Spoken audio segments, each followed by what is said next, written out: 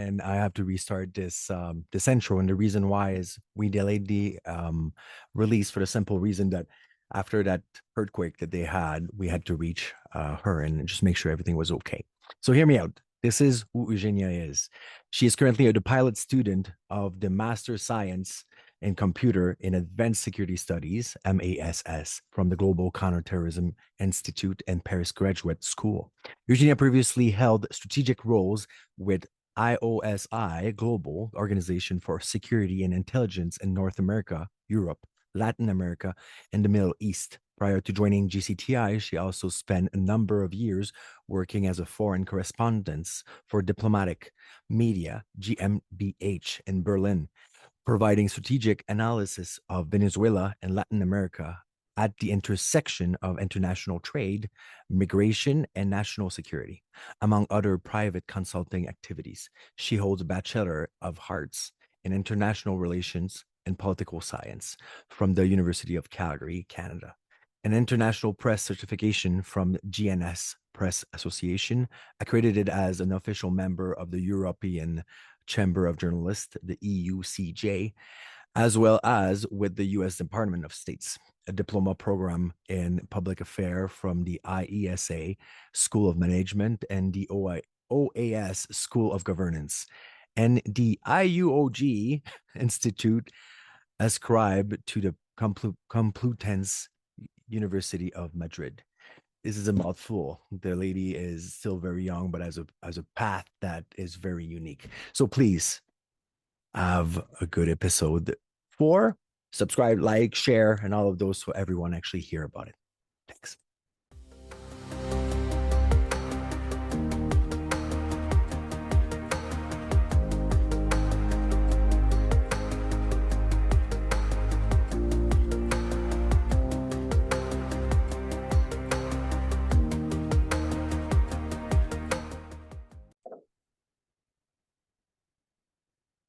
Well, Eugenia, you here. So just for the people who don't understand accent, you're in trouble because you have the French accent and you have the Venezuelan accent right there.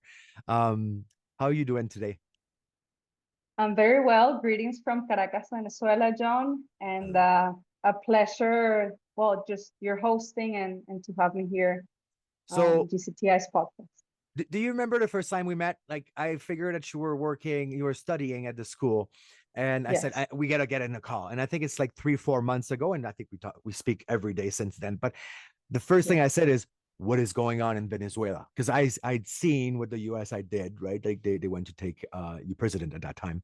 And Yes. I was like, I believe that our country, my country, is censored a bit when it comes to the news. And I'm like, tell me everything. Right. Well, And I would even disagree with the statement that was my president, because as it's being seen now by the Department of Justice and in trials in the US, he was Colombian. So oh, he wasn't even Venezuela. And that even just before we even get into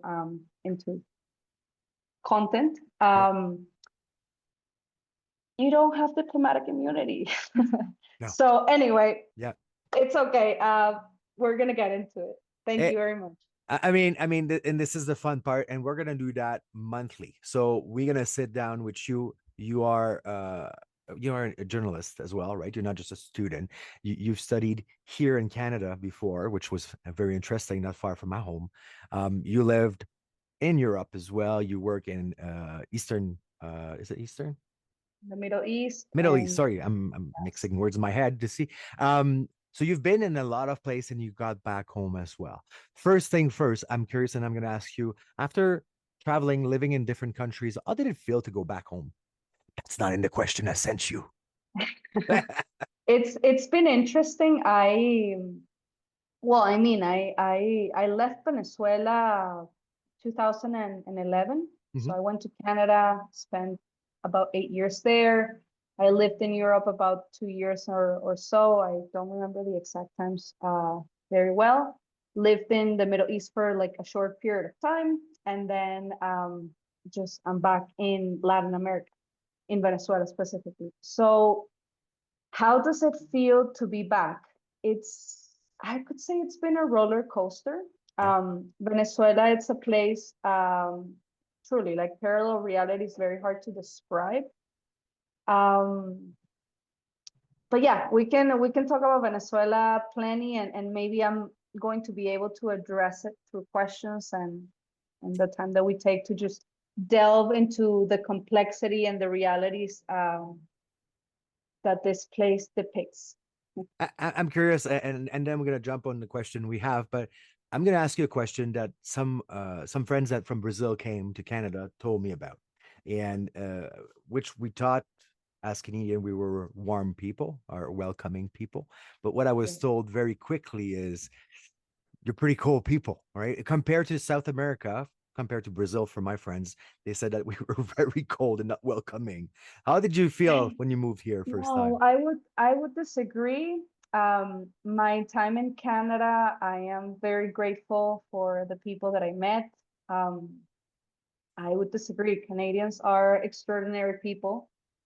They're very not only welcoming, but once you get to know them, I believe they're very kind.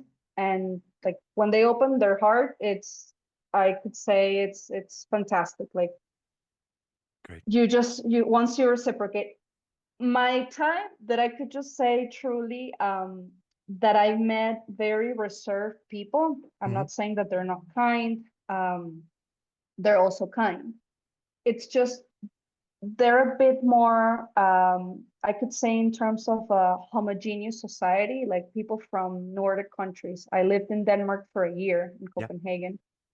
And so it's a society that it's harder to crack in.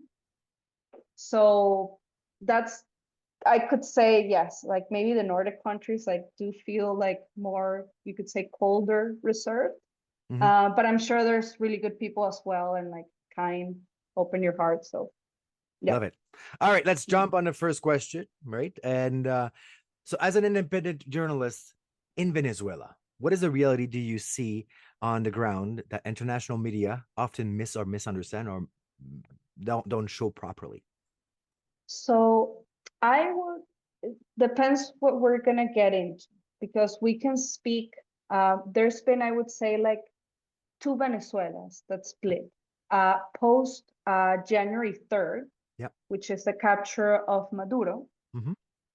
prior to January 3rd. But prior to January 3rd, I would say that the media hype has been post like the 2024 presidential election of July 28th. Yep. So it's been, I could say that there's been like not three phases. And prior to the elections, we can delve into that as well.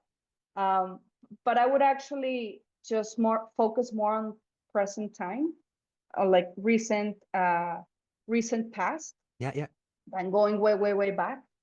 So, okay, well, you were saying what's the reality on the ground, right? The international media often miss or Yeah. misunderstand.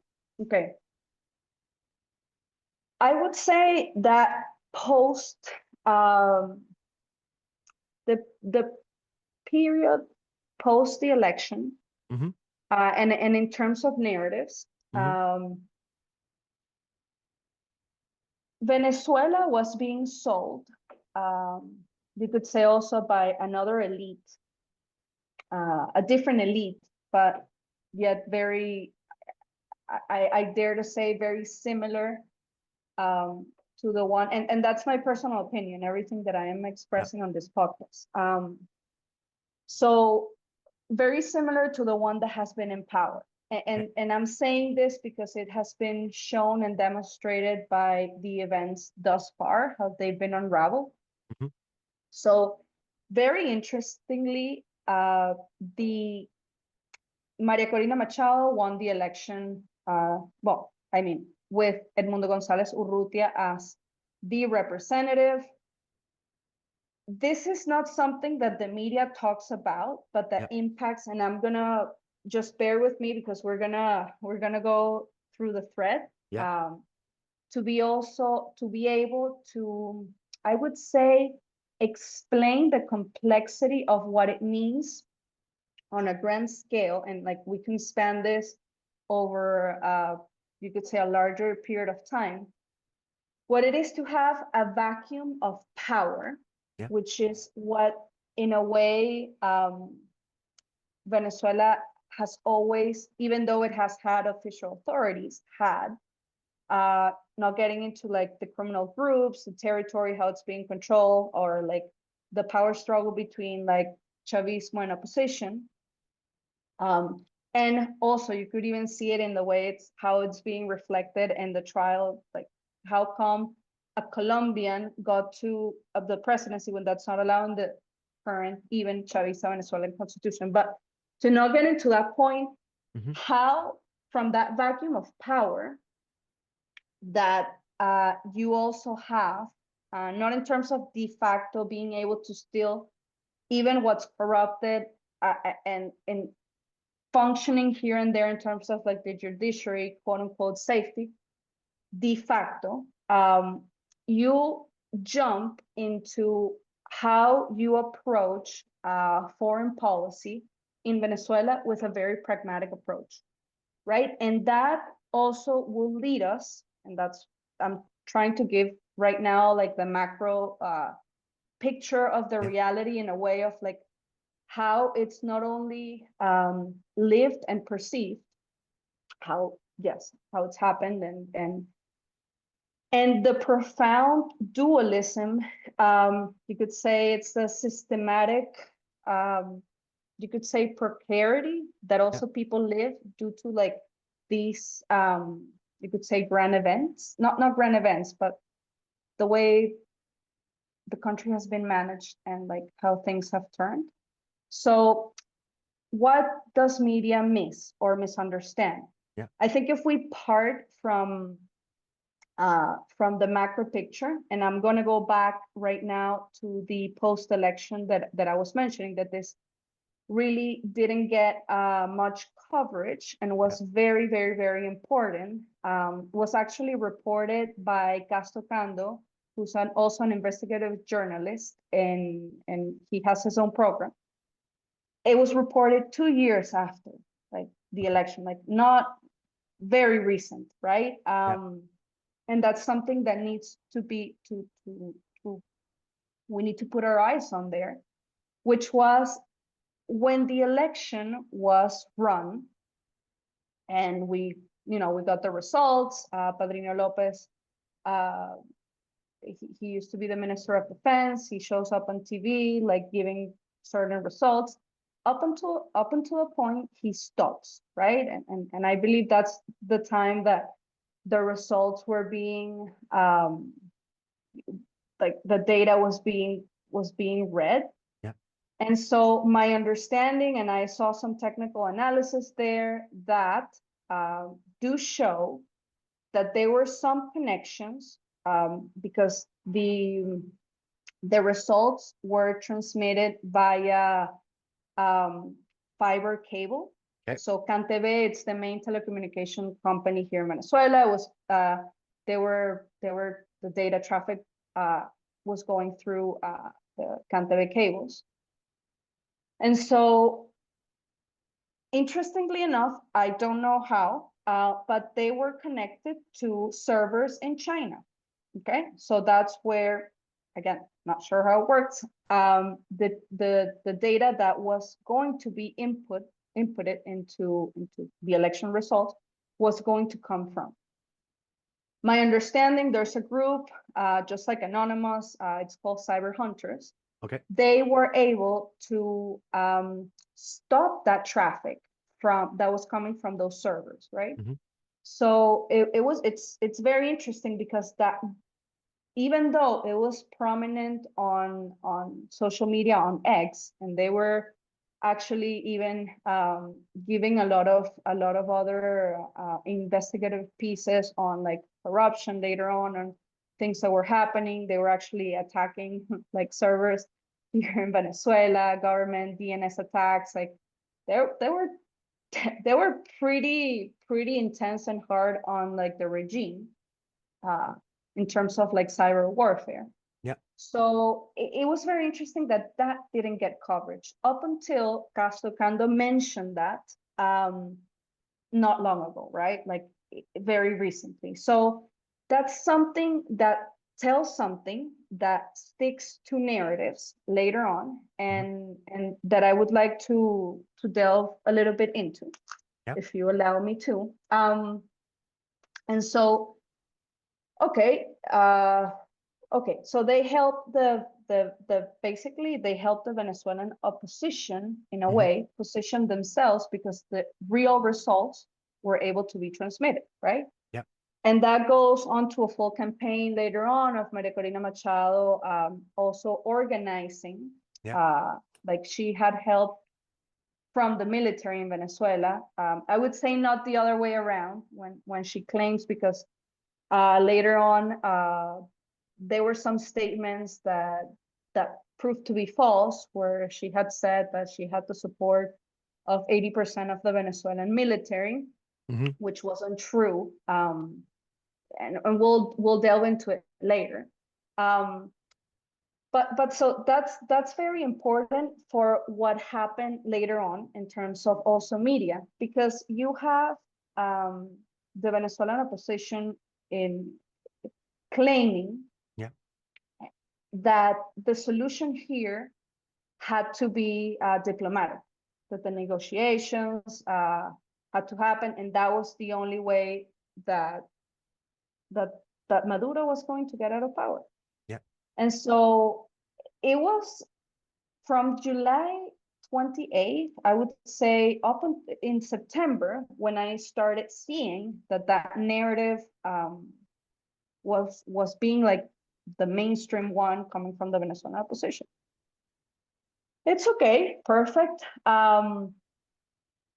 They actually sold to the country that, again, that's one of the people in Venezuela have short-term memory, because they don't remember what they're told, sold, and then the elites change narratives, and they just like continue on and they forget. But the opposition sold to Venezuelans that Edmundo González Urrutia, who won the election, was meant to and should have been sworn in January 10th. If I remember correctly, which I do remember correctly, every single day it was on the news, like, this guy's gonna come, they have a plan A, B, C, up until Z, like it's everything, it's, there's a strategy in place, basically a narrative of like, you should trust us, but I'm not gonna tell you the plan.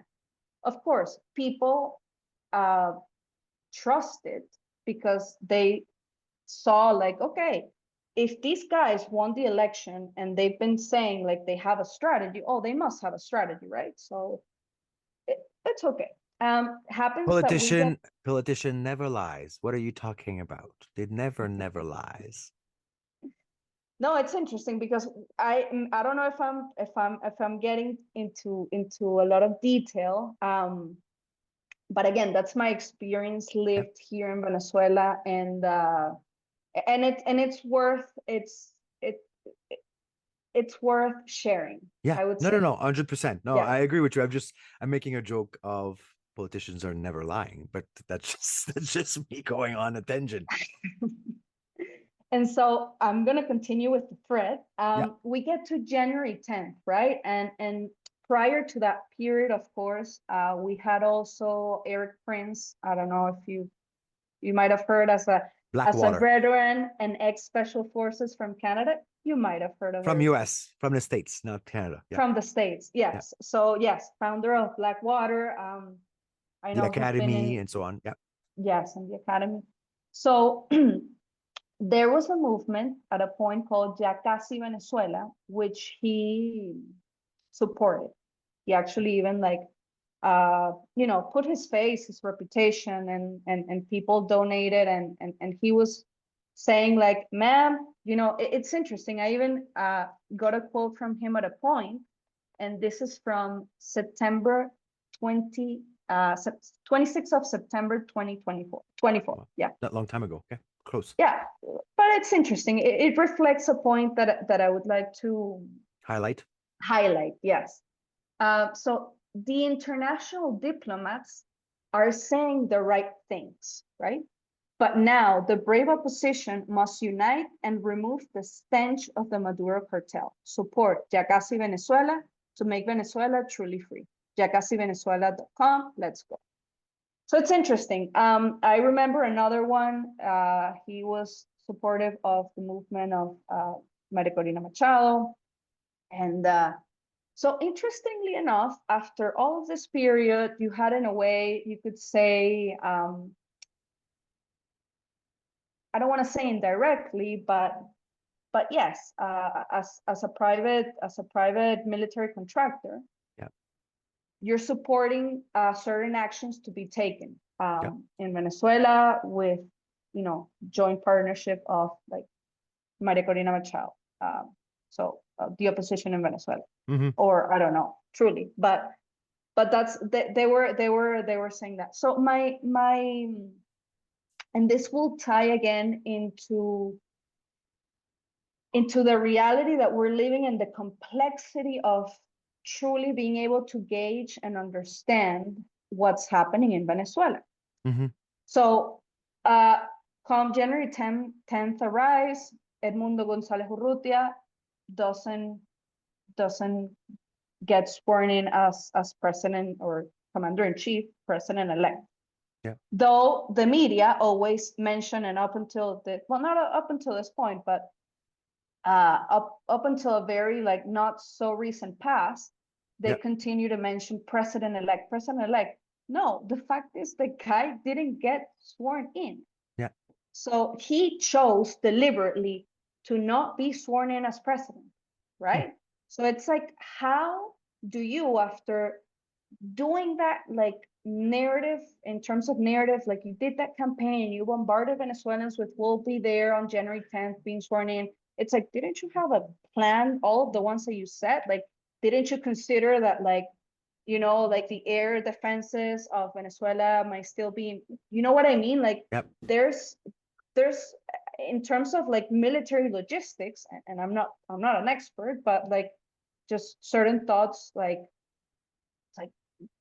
if there was a strategy, I don't know why you didn't get sworn in. And the fact is, he could have been sworn in even just as we're doing here on Zoom. Like, you just need to do it by the Constitution. My understanding is that he could have just done it with in front of another Venezuelan, basically.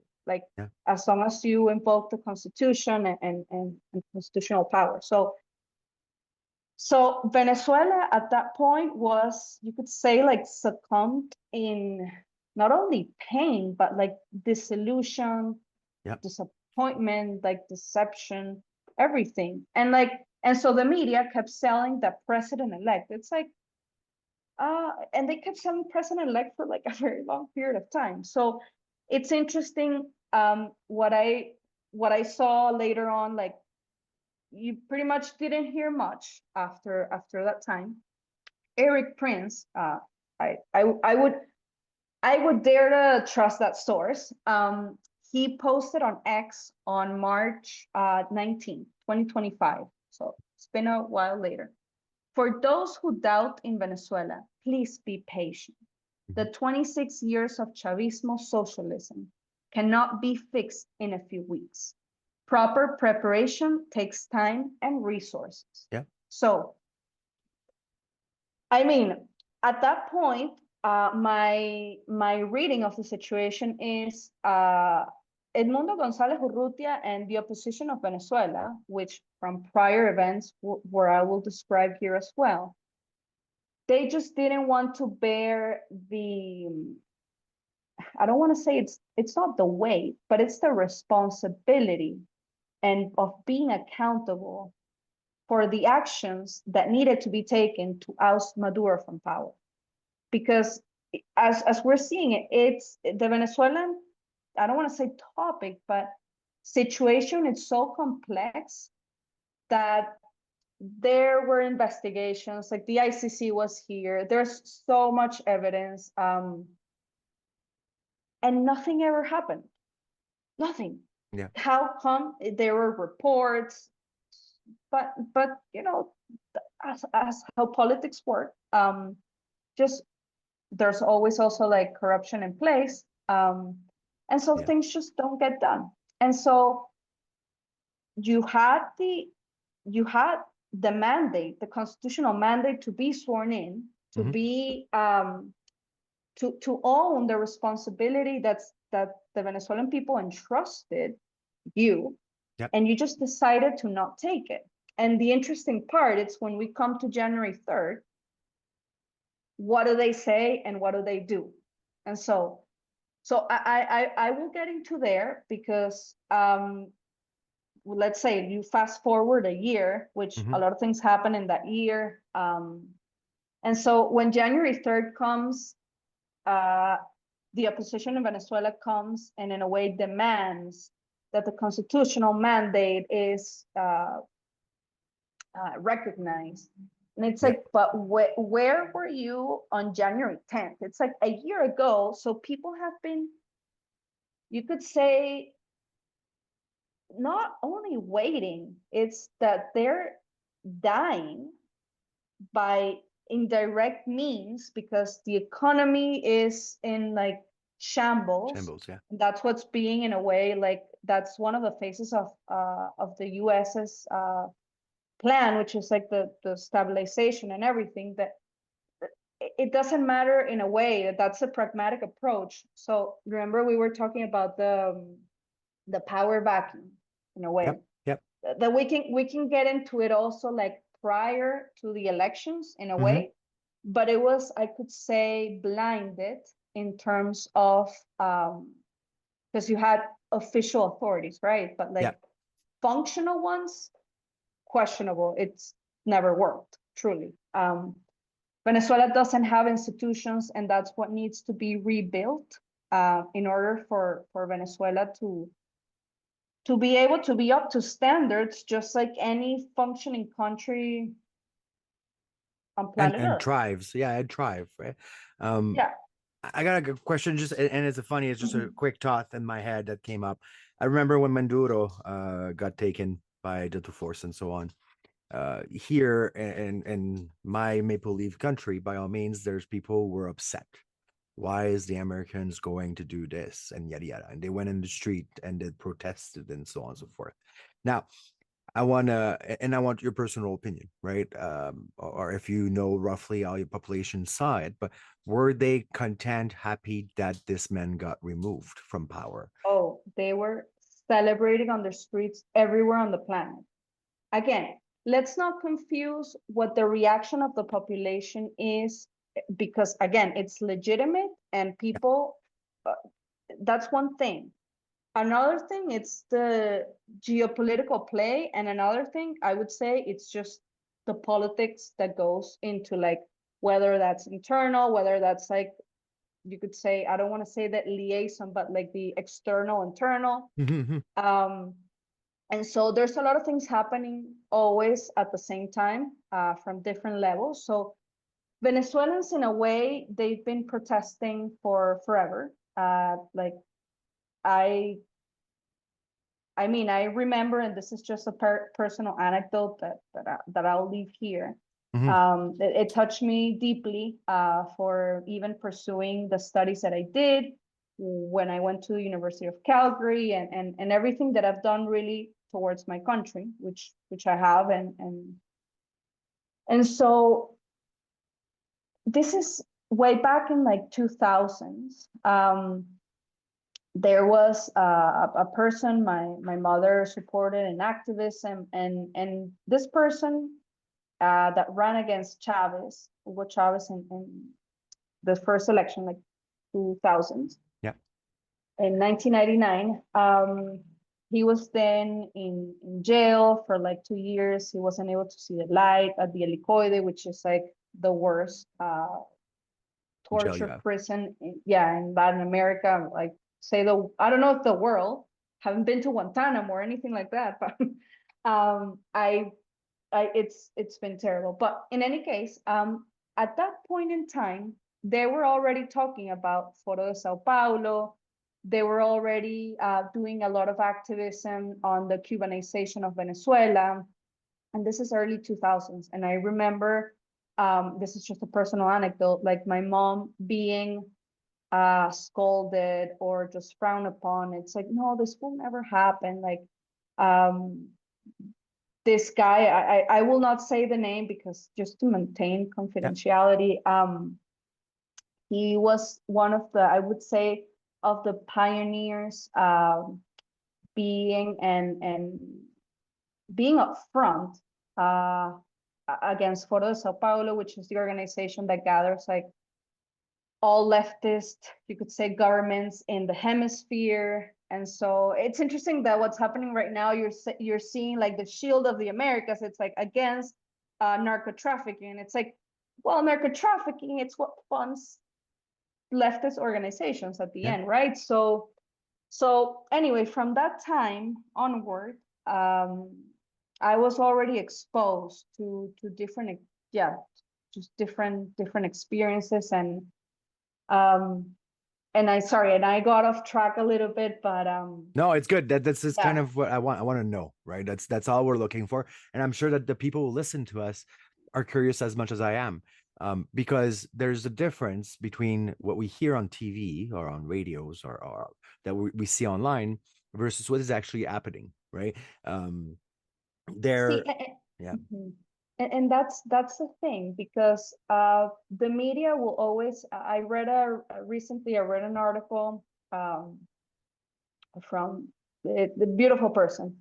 His name is Deimantas Danish Stepanavicius. okay, He's had a long track working yeah, for His Majesty's government in the UK, very like operational and key roles, and as a narrative strategist as well. So I will send you this article, and yeah. I'll share it with the podcast. yeah, Yeah, yeah, and if need be, just share it, because it's and it talks about narratives, and something that stuck with me was what he referred to as finite context narratives and infinite context narratives. So the finite, which is what we've been, in a way, the media, hmm, what they keep producing and what we keep consuming, which is, in a way, it's not that it's good or bad. It's just the factual. It's like the who, the what, the when, yeah, how the crisis got resolved. Amazing, great, but that will not give me, like the context yeah, to analyze. In any case,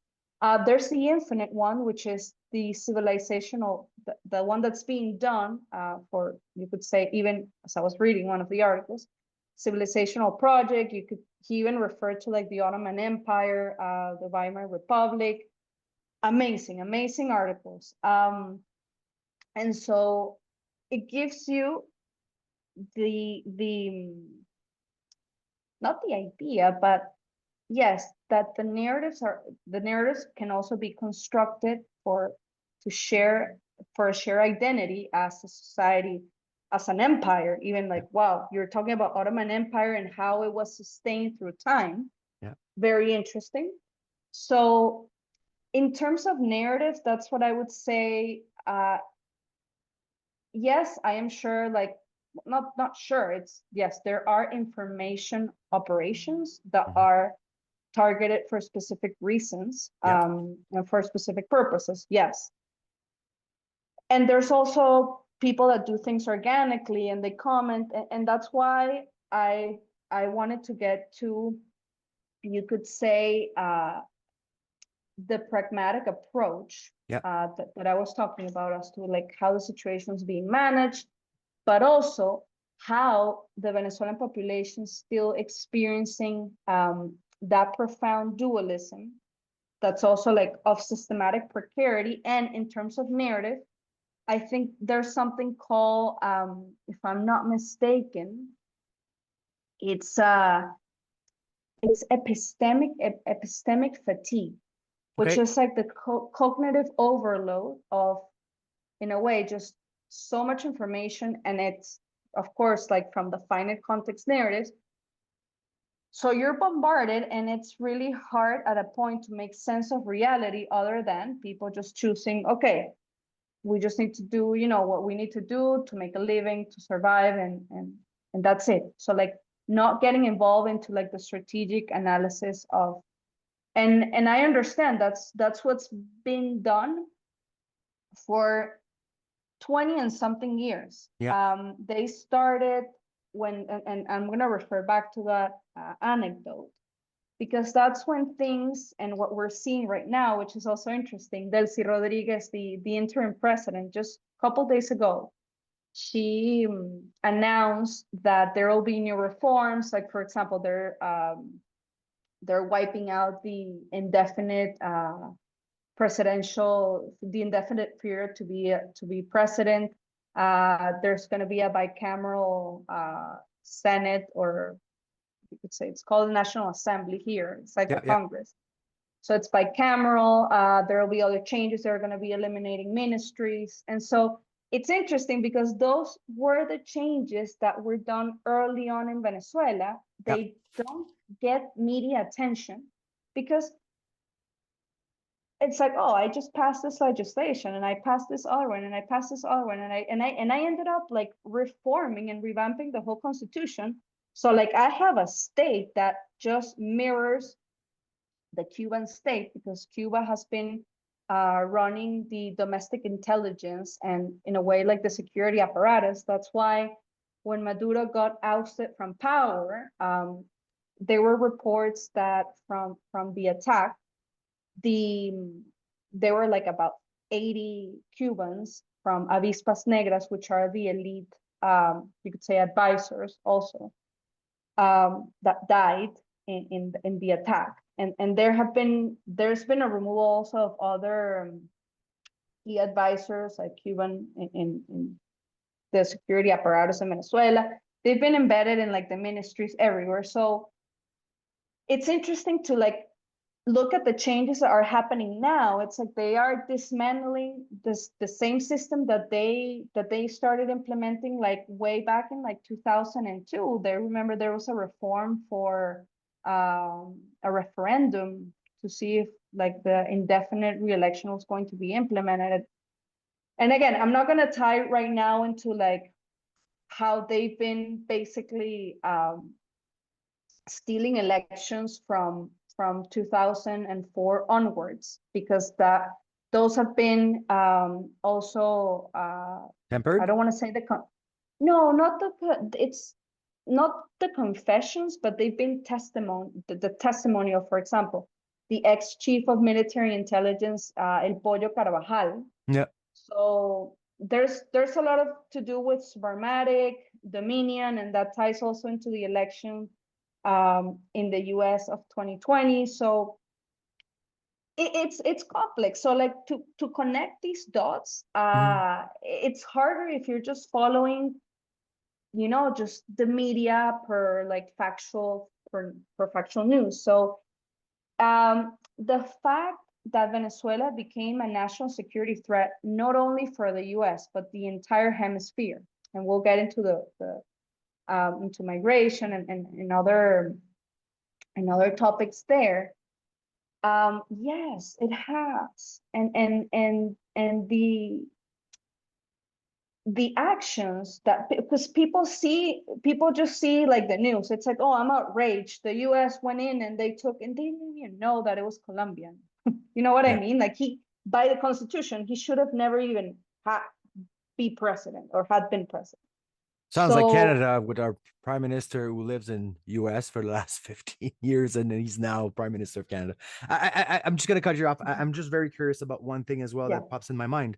Do you think the population is saturated? And what I mean by this is roughly human can have 120 person in their kind of life circle. That's kind of what our brain is ready to process. Now, if we're throwing so many news and so many updates and so many this, the brain just says, I got enough, right? So whatever I can do. I'm seeing this right now with what's going on in United States, where the president says there's aliens and nobody cares because they've been so saturated and kind of over the top all the news, right? Oh, there's Epstein. Oh, there's COVID. Oh, there's this. And now we're telling people that there's alien. And it's just like, screw it. It's too many information. It's an overload of everything. I just want to live my life, manage the country, and let me live my life. You are so right, John. You are so right. That's really, you could say it's a global phenomenon. People are saturated like with information. So to make sense of things. I mean, I believe things will make sense as we go. Yeah.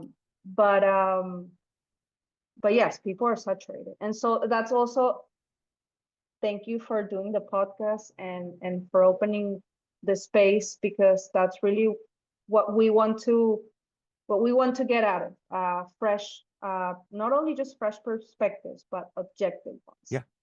Yeah. So It's yeah. not just about, like, I mean, by all means, you give your opinions, by all means, right? Mhm. But there's Yeah. so many opinions from everyone. And truly, I don't want to hear the opinion about John Clark from, I don't know, Minnesota, or John Clark from Quebec. I want to hear from someone who lives at the place and actually see how things are going. I don't want to hear a journalist from, let's say, I don't know, France going to Venezuela. I want to hear from someone who lives in the place. Yeah, I it's not only the fact, because I know people that live here in Venezuela, but even to make sense of reality, they're struggling. And that's where I wanted to get with like the question as well, like post in a way, um post January 3rd. It's like, right, you have a tutelage by the US. So imagine how complex this is, that you have narco-terrorists that are being, they were indicted, and there's way more people that need to be indicted. I don't know why they're not indicted as of now, but Yeah. they should. It's just corruption runs really deep. Yeah. And at the same time, you have another elite, that claim to be, in a way, like the successors, because they, the people are with them because they run an election. Well, truly, in all honesty, like, people couldn't choose any other thing.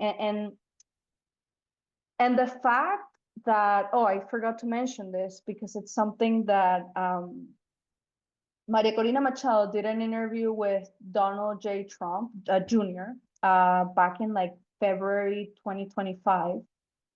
And she was very explicit. She even said at that point that there was no need to have boots on the ground. That we had, as Venezuela, like she embodied Venezuela back then in the state. We had enough money to pay for our freedom. And it's like, well, if you see the reality right now, I'm not sure about what's happening in El Callao, in El,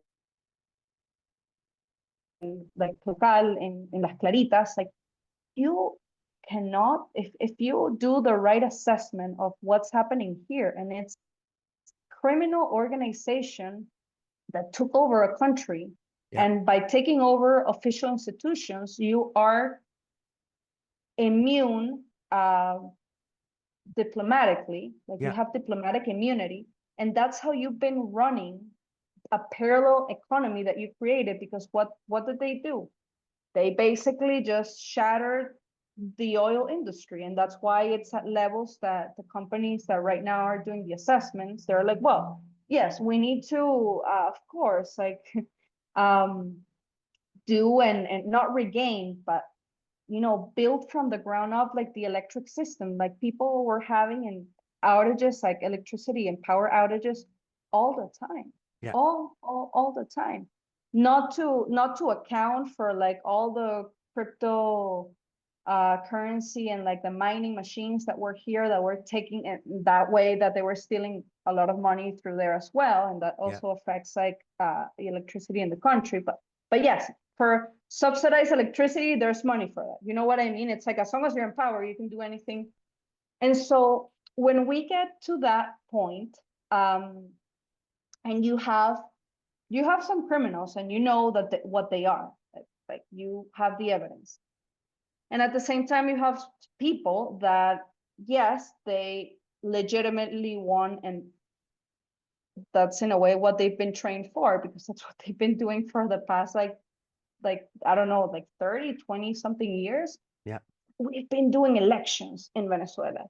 So every cycle of elections and Enrique Capriles, and I don't remember, 2000 and something, he won, and then he said, no, I'm not willing. In a way, he ended up saying, no, I didn't win. And then, like, he gave up power, because if you are confronting a transnational organized, you're confronting not an organization, you're confronting transnational organized crime disguised as a state with full diplomatic immunity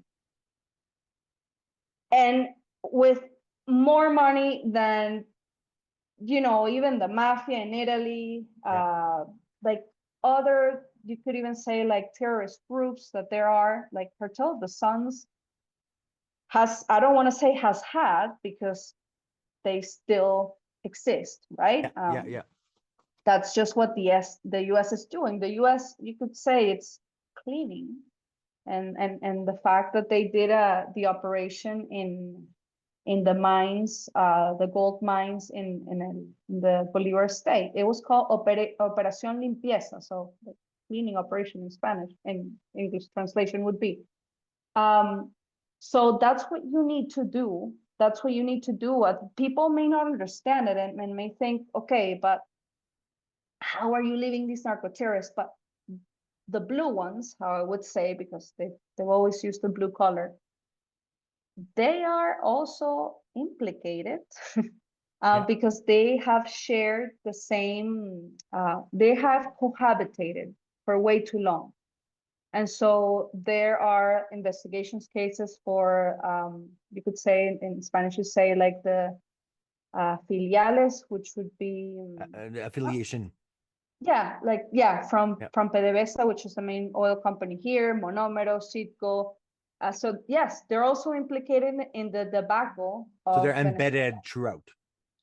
Yes, it's interesting, because when Donald Trump was in power in 2000, I believe it 16 was 16 to 19, I think it was.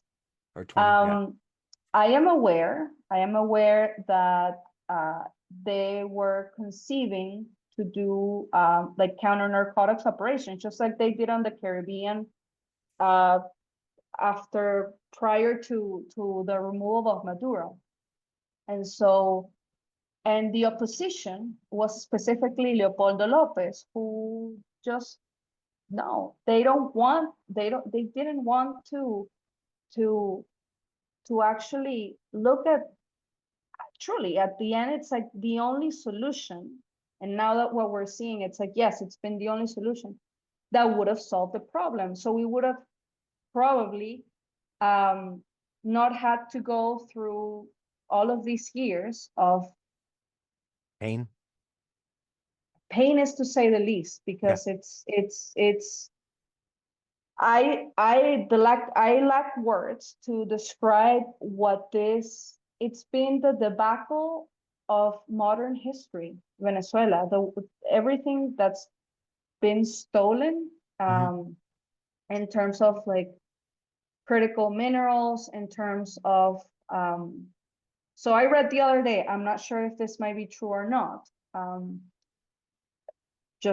not sure, but it would be interesting that the amount of gold Yeah. that was stolen in 5 years would have almost not equaled.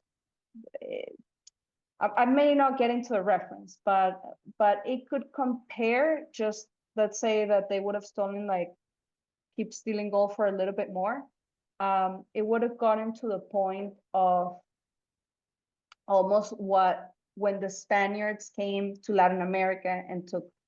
So imagine in 5 years, you almost took what the Spaniards did for a longer period of time. Centuries. Yeah.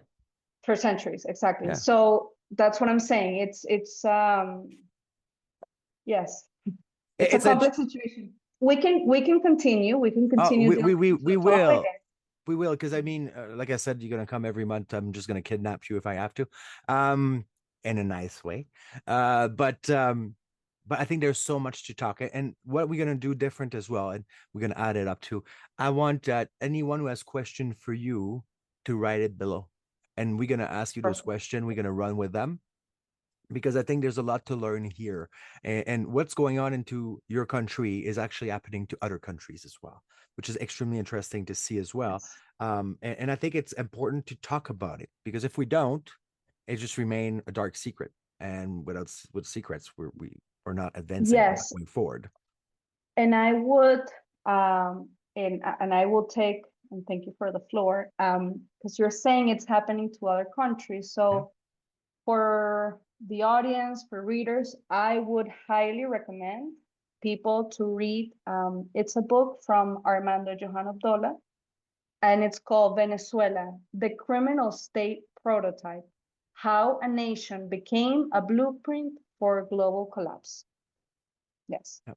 I ordered it too because you sent it to me a few days ago. So, but it's gonna be in the link because I think it's extremely important, and I think we need more people like you who come to that podcast to actually speak about those truths, right? And last question, and I'm just curious because Canada runs that way. The media is paid by the government. Is your media paid by government as well, or they're funded differently? Um, if you rely on state media, it's basically just propaganda. And I mean, it's really what's happened here, like in terms of like the censorship, in terms, what I say it's most critical, it's that you don't do it up front. You Mhm. simply silence people as you're making these changes. Yeah. As I mentioned at the beginning of the podcast, uh, the from the legal side of things. So once you and you make laws to criminalize not dissent, but like different opinions. I can't remember. There was a law passed in like I think it was 2025 or 2024 Yeah. for this. And for example, you couldn't. People were really afraid. I was really afraid to go out on the streets by any means. Just like going in the car anywhere, and like you had information about news, could have been anything on your phone, Mhm. you go to jail. Anything that that yes, It's that funny the because we state see for. that right now in Europe and UK, right? Where if you say something wrong online and it's seen as violent, now this is again that's subjective, right? This is all subjective. There's nothing objective to this, because words are not violent, right? It's what you've seen in it, unless you use specific words. Um, but people are getting arrested, and it started in Canada too. I don't know if it's going to go to US. I have no clue, right? But um, Freedom of expression, like yes, we need to be able to say what we think. yeah, That's it. we need to protect the word, not the people who are offended to everything. I think that's how it is, right? And if we want the truth is not always nice. That's the other thing, right? There's always it's a gray line, right? It's in between the black and the white. It's that little line is sometimes where the truth lied. Now, again, so thank you so much for being with me and us and all of us. I mean, I would love to go to Caracas by all means.